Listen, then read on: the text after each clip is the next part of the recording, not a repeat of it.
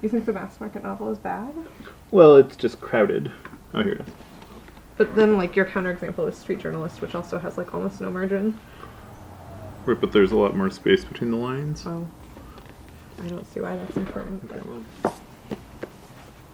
well. That's a pretty Yeah, that's heavy... a deeply produced book. I think this is a really good example, actually. Okay. We don't always have to agree. Welcome back to episode 33 of A People's Guide to Publishing. I am your host, Joe Biel, the autistic publisher. I'm Ellie Blue, the editor who doesn't care about grammar. That's my new tagline. And this week, we are going to talk about the elusive science and art of production. So, Joe, can you tell us what production is? Production is everything from the point that the editor is done with the book. So you have the finished text, and you have a list of all of the other things that go in the book, like illustrations, photographs, maps, charts, colors. You have an idea of like what the budget is for the book. It's getting the printing quotes to know, exactly that this is, how to set this up, like what the spine bulk is, which is like how thick the book is. And it's making that work in a series of, today, digital files that allow the book produced to look like the book intended. The job of production is everything from when the editor is done with it to when the book comes back from the printer. That's correct, yeah. And so it's like this is your job at our company. Overseeing that, and it's even communicating it to the printer and then making sure that the printer's proof matches what your idea of the book's appearance is. And so that is part of it, as well as things like typesetting, which is, making the type look nice in the book. There are a lot of very technical parts to production, and I feel like we could do a whole episode on each one, honestly. But then there's also a lot of YouTube videos out there that you can learn to train how a beginning publisher might set about being like, okay, I know all the things I need to know about writing this book and editing it. How do I get this into a book-shaped object? Production is kind of seen as a necessary evil in publishing, so it's not seen as like a passion area. So if you are one of those people, you would probably want to either hire a professional to do it for you, and there's many people that are willing to do that for you. If this is an area of interest for you that you feel like you could be excited about, I would start with like watching a YouTube video on typography or getting a book out of the library. So one on basic design theory, and then one on sort of like the more technical production aspects, like dots per inch, when you're making images and sizing them and formatting them, and what makes a photo look good in print versus what makes a photo look good on the internet, and sort of mapping out how to achieve the results that you're looking for. And then, like, also be very aware, both when you're doing it yourself and when you're hiring someone, that doing this stuff for digital and the internet is very different than doing it for print. Like, you're doing different kinds of files. Sometimes you need totally different assets. Like, you need low resolution for the internet, high resolution for print. There's a lot of differences there to kind of always keep on the top of your mind. Production does include the coding ebooks. Mm-hmm. Which is also very difficult, we've learned. And a whole nother complicated, like, if you have somebody that is skilled, they can do those two things, development for print and development for digital book, simultaneously. But most of the time you will need to sort of like revisit that a bit. So what I did when I ran my own company was the first time I published anything, I outsourced all of the production. A friend did it for me.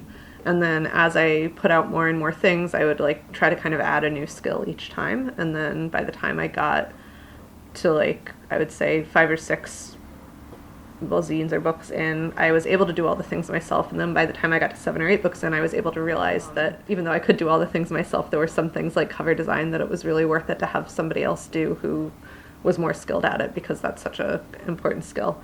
But especially with the typesetting, I think you can totally do it yourself. And for myself, when I'm reading a book, like, it doesn't usually really bother me, even if there's very crowded typesetting or even if the typesetting is not great.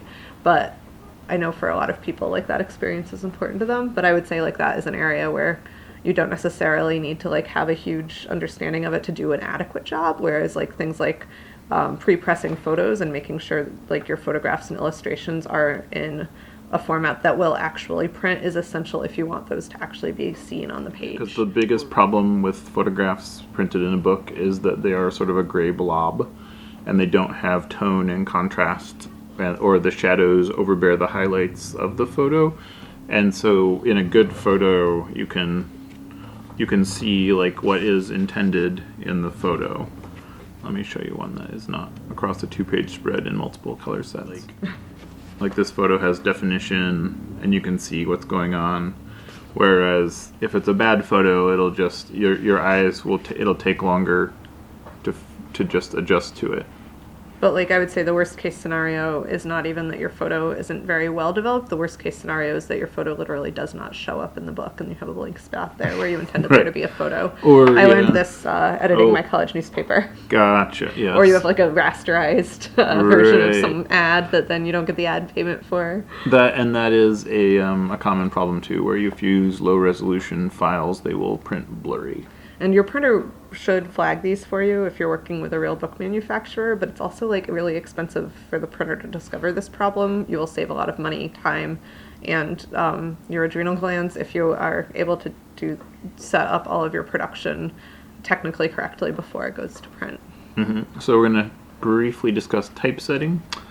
So in this book, which I would not recommend that you read, you can see the type is pretty large on the page. Like it's not, it feels like it's padding a lack of content. And the font choices, oof. And yeah, and it's like you have a very serifed font, and then you have a really jokey kind of font head.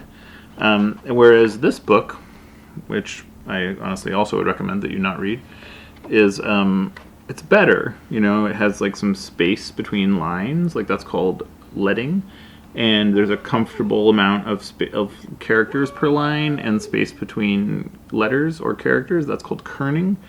And they use a serif font and a sans title. It's not hard on the eyes.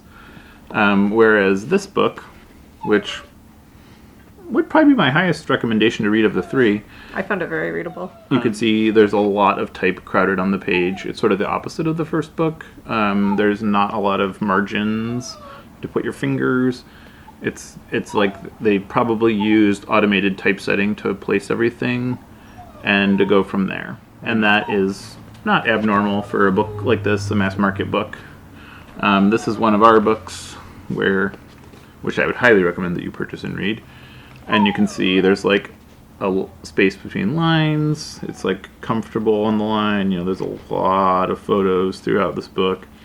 It's just it's like a very intensive production project.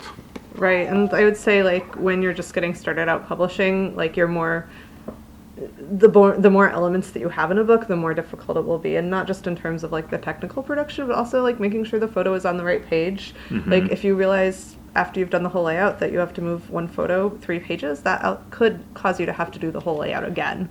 Like this is, all too real. So the stakes of production are a little bit high in your company. We suggest you take it seriously, but we also suggest do what you feel. You don't have to do it yourself, and if you do parts of it yourself, you could enjoy it, and it could make your books look so cool. Mm-hmm.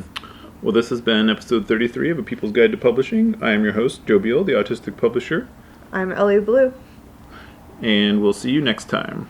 You can find us on the internet at microcosmpublishing.com or microcosm.pub if you want to keep it short and simple. You can also find us on Twitter at microcosm, on Facebook at Microcosm Publishing, on Instagram at microcosm_pub, and here in Portland on North Williams Avenue.